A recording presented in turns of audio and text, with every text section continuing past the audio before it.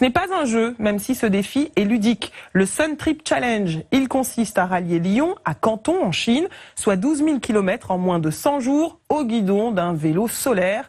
39 aventuriers âgés de 24 à 70 ans y participent.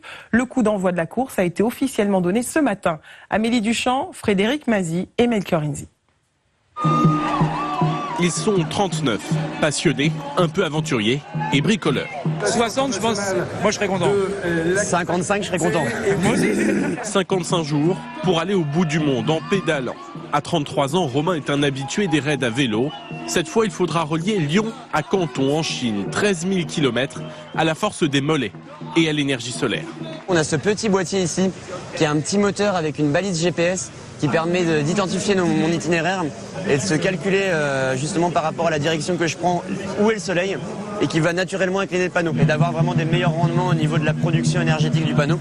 Des panneaux solaires, des batteries, quelques vêtements, pour un voyage sans assistance, vers l'inconnu. Et sur 13 000 km, il peut se passer tellement de choses.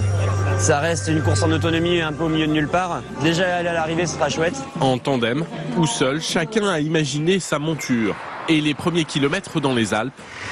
Là, on a le petit panneau qui nous indique 3 km du sommet. Sont rassurants. Ça envoie quand même du pâté, le vélo est bien nerveux, ça donne envie d'appuyer fort sur les pédales pour aller vite. Et surtout que je vois qu'au niveau de la batterie, on est bien, donc... Mais il reste là. Là, je suis quasiment plein. Des vélos solaires qui attirent les regards et les questions. Là, on compte, là. Ah ouais, bah là, on montait à 20 km/h tranquillement avec des régimes moteurs assez bas. Ce qu'il redoute le plus, la solitude et les problèmes mécaniques. Alors il a embarqué un ange gardien, cette petite brebis, aux premières loges. Et quand j'ai commencé à voyager en vélo, finalement je l'ai embarqué avec moi. C'était un peu justement une manière de ne pas être seul aussi sur le vélo. À l'exception de cet hiver où justement Costa Rica, Nicaragua, je l'avais pas avec moi et j'ai eu plein de problèmes mécaniques sur tout le voyage. De la volonté, de la chance, mais surtout du soleil pour une arrivée à Canton prévue début août.